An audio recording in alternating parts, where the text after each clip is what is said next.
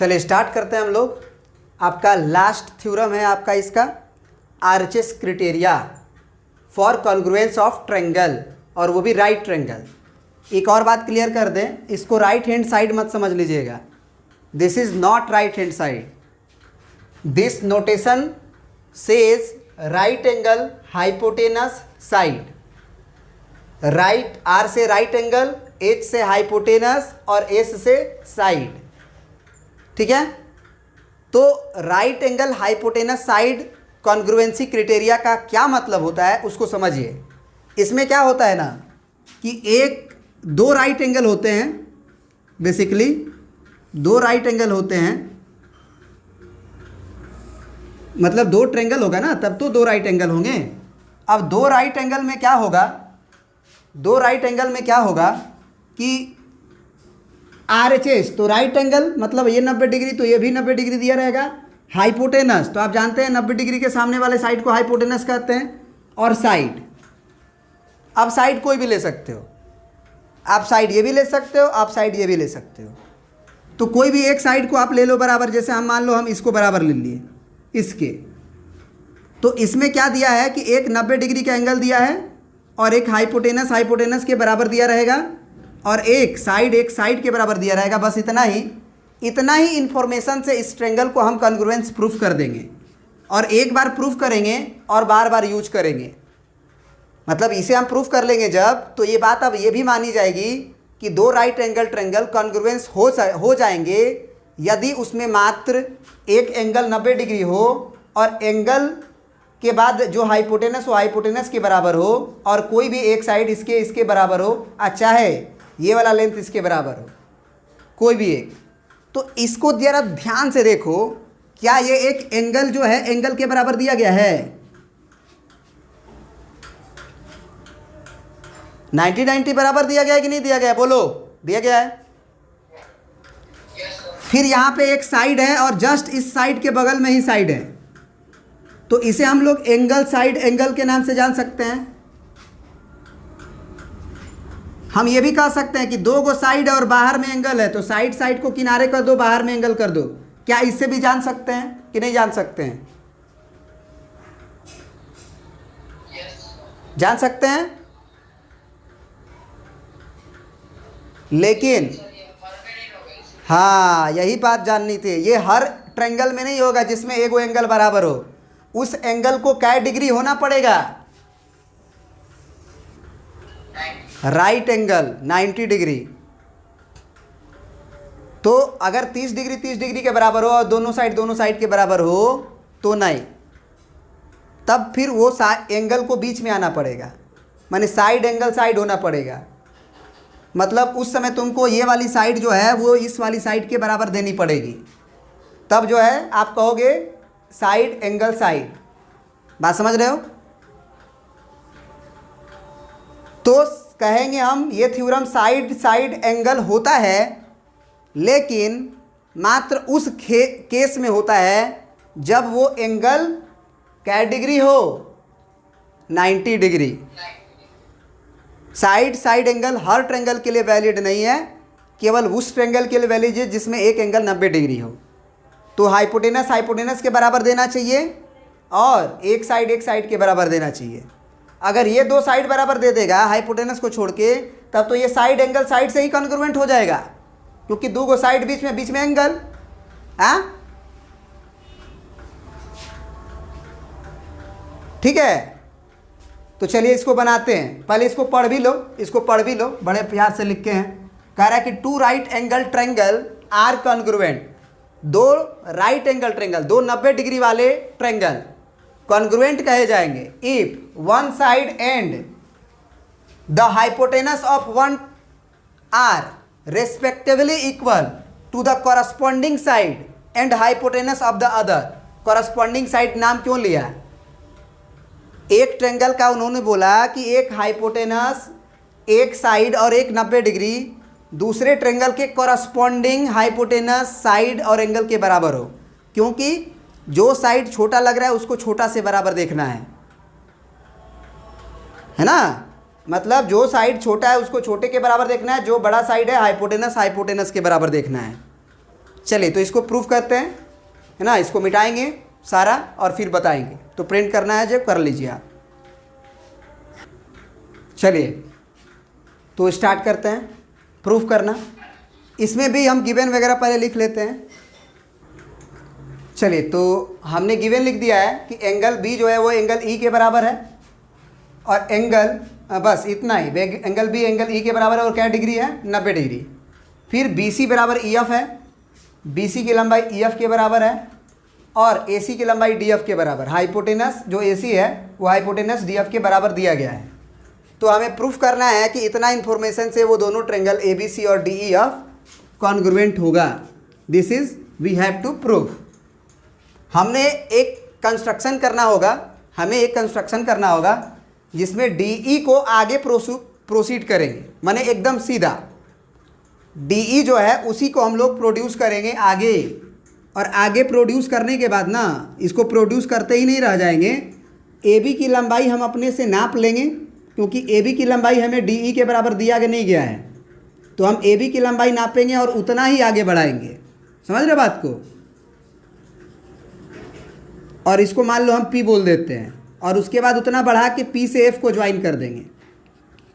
P से F को क्या कर देंगे? ज्वाइन कर देंगे। तो हमने कंस्ट्रक्शन में क्या लिखेंगे हम कि हमने डी ई को प्रोड्यूस किया पी तक और पी से एफ को मिला दिया। ठीक है,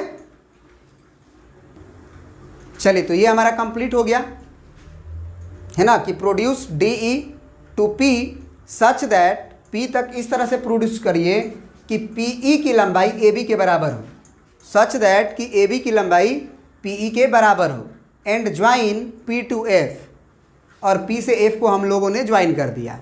अब फिर से जैसे हम लोग साइड एंगल साइड प्रूफ करते समय ये ट्रेंगल और ये ट्रेंगल को कॉन्ग्रुएंट प्रूफ किए थे, फिर से हम इसी ट्रेंगल और इसी ट्रेंगल को कॉन्ग्रुएंट प्रूफ कर सकते हैं। आप कहोगे सर वो कैसे? तो हम कहेंगे कि तुम कंस्ट्रक्शन में क्या कर रहे हो, कंस्ट्रक्शन में तुम ए बी की लंबाई को क्या रखे हो, पी ई के बराबर रखे हो कि नहीं रखे हो? रखे हो ना,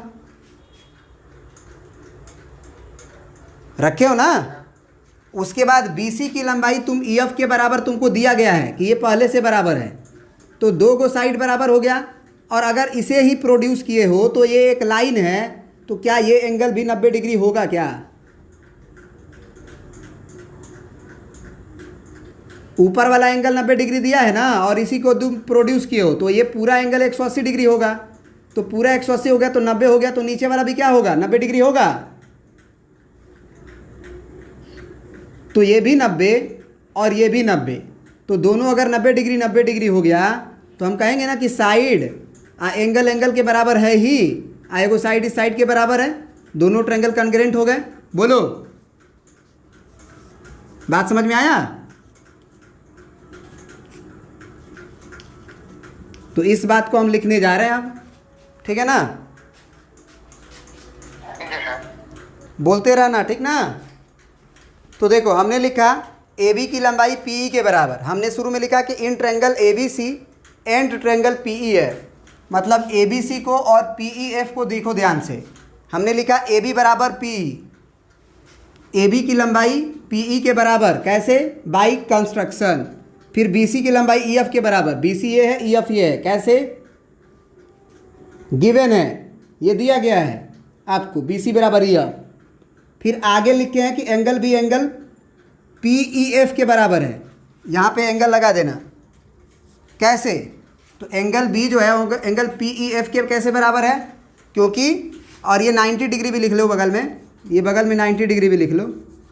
ये कैसे? तो पी ई डी एक लाइन था, पी ई डी एक लाइन था, तो उस पर टोटल एंगल वो समझ जाएगा कि 180 है, तो ऊपर वाला 90 डिग्री दिया है, तो नीचे वाला बच्चा ने 90 डिग्री लिखा है, तो दोनों 90 डिग्री था, बराबर हो गया। तो अब यहाँ पे दिख गया कि दो साइड बराबर हुए, उसके बीच का एंगल, ये साइड बराबर हुआ है, ये बीच का एंगल। तो by side angle side congruency triangle A B C is congruent to triangle P E F. बड़ा वाला लंबाई ए बी की लंबाई किसके बराबर? पी ई के, बी सी की लंबाई ई एफ के, और ए सी की लंबाई पी एफ के। तो अब जो बराबर नहीं दिख रहा है ना, उसे बराबर कर दो। क्या यहाँ से हम लोग कह सकते हैं कि ए सी की लंबाई जो होगी वो पी एफ के बराबर होगी? कैसे? CPCT से। और क्या क्या होगा बराबर, ज़रा बता दो आप हमें। अच्छा चलो एक काम करते हैं, AC बराबर PF हो गया, और AC ही किसके बराबर है? DF के। ये गिवन है ना हमें, हाइपोटेनस के बराबर, दोनों का LHS बराबर, तो RHS बराबर। तो दिस इम्प्लाई हम कह सकते हैं कि PF is equal to DF। अब अगर PF जो है DF के बराबर हो गया, तो तुम बताना हमें कि क्या ये एक आइसोसेलेस ट्रायंगल हो गया?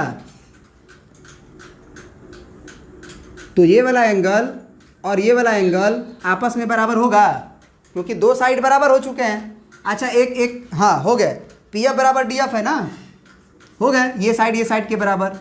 तो हम कह सकते हैं कि ये बराबर होगा, तो निश्चित रूप से एंगल D बराबर एंगल F, ये कैसे लिख देंगे? Opposite angle to opposite angle of equal side ये थ्योरम हम लोगों ने प्रूफ कर रखा है कि अगर दो अपोजिट साइड बराबर होंगे तो उनके अपोजिट एंगल भी बराबर होंगे। अब तुम बताओ कि एंगल P जो है वो D के बराबर आ चुका है। सॉरी, ये क्या लिख दिया हम जी? एंगल D जो है एंगल P के ना बराबर होगा कि F के बराबर होगा? F तो हाँ, ये एंगल D जो है वो एंगल P के ना बराबर होगा। सही बात है, क्योंकि इसके सामने का एंगल P हुआ और इसके सामने का एंगल D हुआ, ये बराबर हो गया। समझ में आया यहाँ तक? और पहले से तुमको ये एंगल इस एंगल के बराबर दिया गया है। बोलो, हम लिख सकते हैं ना कि एंगल B बराबर एंगल E बराबर 90 डिग्री। अब दो गो एंगल बराबर हो चुका है, अब मात्र एक साइड बराबर हो जाएगा तो दोनों ट्रायंगल कॉन्ग्रुएंट, जबकि हमें दो गो साइड बराबर दे दिया गया है ना। हमको ये साइड के भी बराबर दिया गया है, और ये BC की साइड EF के भी बराबर दिया गया है। तो सफिशिएंट जो कंडीशन है उससे ज़्यादा कंडीशन हमारे पास है। तो हम क्या लिख देंगे आगे क्या लिख देंगे बोलो? BC बराबर EF गिवन है। तो अब क्या लिख देंगे लास्ट में भाई? कौन सा theorem? RHS theorem. RHS proof कर रहे हो तो RHS से लिखोगे। अरे भाई दोनों देख लो ना, ये दोनों एंगल DP के बराबर हुआ है। सॉरी, क्या कर दिया हम यार, इस एंगल को करना था ना। तो अभी देखो एंगल P जो है वो D के बराबर आया है, और एंगल P A के बराबर होगा, क्योंकि ये ट्रायंगल कॉन्ग्रुएंट प्रूफ कर चुके हो। एंगल A पहला वाला एंगल के बराबर होगा कि नहीं होगा? दोनों ट्रायंगल कॉन्ग्रुएंट हुआ था ना। ये वाला ऊपर वाला ट्रायंगल नीचे वाले ट्रायंगल के कॉन्ग्रुएंट हुआ था, तो कॉरस्पॉन्डिंग एंगल के बराबर होगा। तो ये पहला एंगल के बराबर होगा कि नहीं होगा? बोलो कैसे? CPCT से। तो अगर एंगल AP के बराबर आ चुका है और एंगल PD के बराबर है, तो क्या हम कह सकते हैं कि एंगल जो हमारा क्या है A जो होगा वो किसके बराबर हो गया? बोलो, एंगल D के बराबर होगा। तो हम यहाँ पे कर देते हैं इक्वेशन नंबर इसको 1, और इसको बोल देते हैं इक्वेशन नंबर 2, और लिख देंगे यहाँ पे क्या? From 1 and 2। अब तो हो गया ना एंगल A एंगल D के बराबर, और साथ साथ ये 90 डिग्री के बराबर। तो ये एंगल और एक बाहर का साइड BC EF के बराबर है। तो यहाँ पे क्या लग जाएगा हमारा? Angle side. उधर से भी देखो, इसका भी लेंथ इसके बराबर था, तो यहाँ से भी देख सकते हो एंगल साइड। तो क्या लिख देंगे finally? By angle side angle congruency criteria, या बस congruency. Triangle ABC is congruent to triangle DEF क्या बात समझ में आई कि नहीं आई?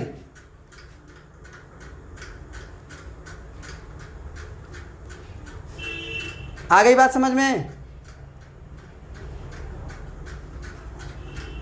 बोलिए। तो ये पूरा कंप्लीट थ्योरम आपका कंप्लीट हो गया। अब जो है आप कोई भी क्वेश्चंस बनाइएगा तो आप अटेम्प्ट करने जो हो गए, 2-4 क्वेश्चन अगर हम और बता देंगे ऐसे वीआईपी, जिससे कि हर क्वेश्चन में थिंक करने का एक डेवलप हो जाएगा आपके पास थिंकिंग, उसके बाद आपसे क्वेश्चन सारे बन जाएंगे। तो इसके बाद वाला वीडियोस जो है आप ज़रूर देखिएगा, क्योंकि उसमें हम ये बताए रहेंगे कि कैसे कैसे क्वेश्चंस पे कैसे सोचते हैं और किस तरह से सोचा जाता है, किन किन बातों का बस ध्यान रखना पड़ता है जिससे ये क्वेश्चंस बन जाते हैं। तो सो प्लीज़ करके ये देखिएगा ज़रूर इसके नेक्स्ट वीडियोस को। उसके बाद कॉन्ग्रुएंसी का कहानी ख़त्म हो जाएगा। आप देखिएगा बहुत मज़ा आने वाला है। आप क्वेश्चन बनाइए जो भी आर.एस. अग्रवाल का है, पहले एग्जाम्पल्स और फिर आप एक्सरसाइज पे आ जाइए। इनफैक्ट आप एनसीईआरटीज़ के भी हम थ्योरी यही देते हैं, जो भी ये पार्ट है उसको हम डाल देंगे इसी वीडियोज़ में एनसीईआरटी वाले प्लेलिस्ट में। तो जो लोग एनसीईआरटीज़ बना रहे हैं वो कंप्लीट एनसीईआरटीज़ का एक प्लेलिस्ट उनको मिल जाएगा, लगातार वीडियोज़ रहेंगे, आप देख सकते हो। और एक आर.एस. अग्रवाल का अलग से प्लेलिस्ट रहेगा, ठीक है ना, एक ही चैप्टर का, कॉन्ग्रुएंसी ऑफ ट्रायंगल का। चाहे कोई भी आप चैप्टर ले लो पूरे मैथमेटिक्स में, वो आर.एस. अग्रवाल एनसीईआरटी दोनों रहेंगे, ठीक है ना। वैसे बुक तो आप कोई भी बना सकते हो इतना मस्त थ्योरी देने के बाद। आई होप, मैं आशा करता हूँ। चलिए, थैंक यू।